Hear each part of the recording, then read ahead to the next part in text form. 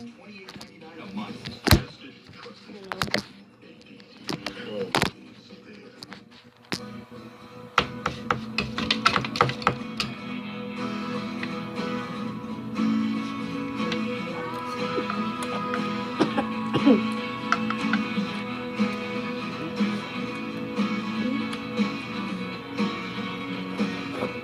Whatever it is that makes your business great, promote it with Vistaprint. Choose from banners, postcards, or business cards, each starting at less than $10 when you enter TV10 at Vistaprint.com. We will not be quiet. This guy's behavior doesn't make any sense. We will not back down. This doesn't look good, General. We will remain resolute. There is something new and big that has just arisen. Asking what others aren't asking. Why would the president want Congress to investigate for information he already has? And wake up ready to do it again. I mentioned at the top of the show that the president's son-in-law and senior advisor, which, let us not forget, is a bizarre combination of things in America. Right. Jared Kushner, 36 years old, no politics background. He worked at his family's real estate company and then married Ivanka Trump. Jared Kushner is now a senior White House advisor, as well as being related by marriage to the president.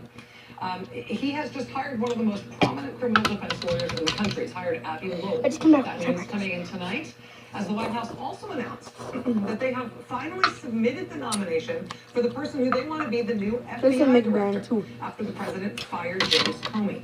Christopher Wray, W-R-A-Y. He was named as the new FBI nominee several weeks ago, but tonight the White House finally put his name forward to the Senate formally, so they can consider his nomination. Those confirmation hearings should be fun. Now, I mentioned before that there are two things that we're just learning about now that may explain why Jared Kushner is putting together a nuclear-level criminal defense legal team. One of those things was the A1 lead story in the Washington Post today. We're going to get to that in a second.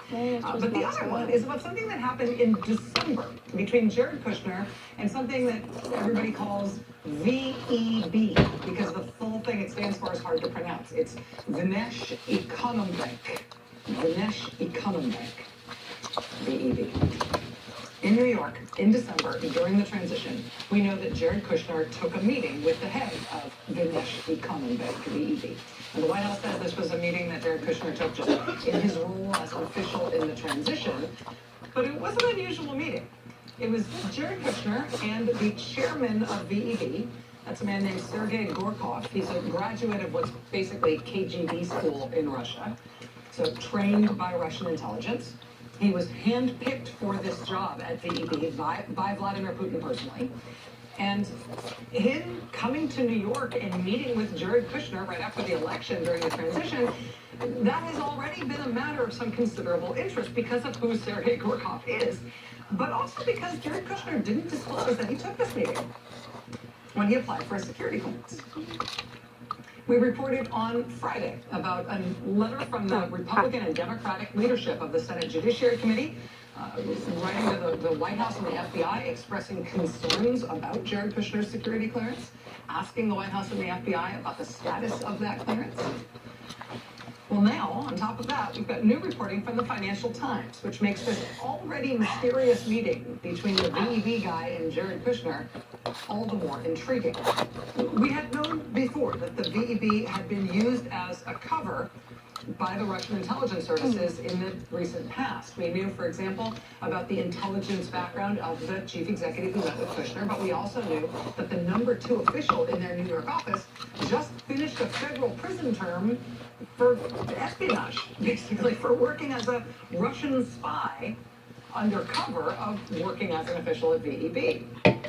We also know that VEB paid the spy's legal fees in that case. We also knew that VEB was singled out for U.S. government sanctions against Russia because of its importance to the Russian government. What we didn't know before this reporting today from Financial Times is that while VEB is technically described as a bank, and the VEB statement about why they were meeting with Kushner was that they said it had to do with their business strategy as a bank, VEB doesn't appear to actually be a bank.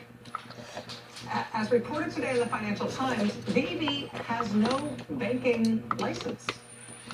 They're also not regulated as if they're a central bank. They have no independent board that oversees them, which banks have to have. In VEB's case, they do have a board, a supervisory board who approves all their decisions, but in the case of VEB, every single person who serves on that board is a currently serving Russian government official, including the prime minister.